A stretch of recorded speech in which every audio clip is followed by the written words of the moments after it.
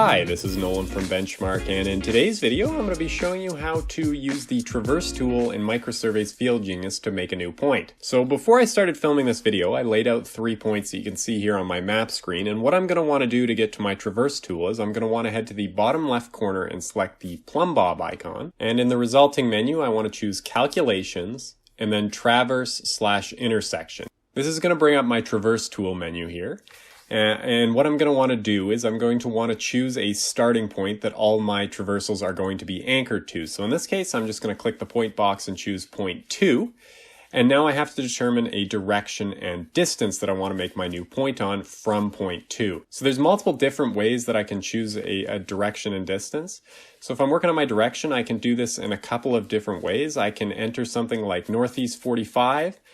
Just by entering any 4-5, and that'll create a bearing 45 degrees northeast of point 2's position.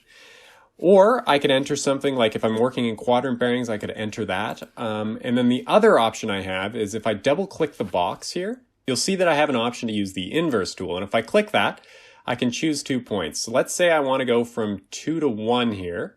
I'm going to do that, and then it automatically calculates the distance and heading. In this case, all I really care about is the heading between the 2 points, but it does both automatically. So if I just close this menu here, you can see that I now have a bearing that's going from point 2, passing through 1, and then just going off into infinity. And that's because I haven't set my distance yet, and my distance I can set in a similar way. I can either enter something manually, like let's say 5 meters, for example.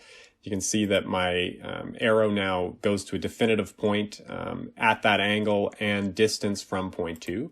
Or again, if I double click, I can use the inverse tool. So if I select my start point 1 and 3 in this example, let's say, I'm going to get a distance of 10.6 meters. And if I close that, you can now see that my green dot has been adjusted. And if I want to see the parameters of where FieldGenius has calculated this new point, I'm just going to hit this info button. And you can see that I got my direction, distance, and new coordinates. So I'll just close out of this here. And now I'm going to store this point so that I could state to it or use it in further calculations. So if I just hit Store Solution Point here, you can see it brings up the Store Point menu where I can enter a new point ID if I want or a point description. And then I'm just going to hit Store Point. And now you can see that this point is on my map screen and is ready for use.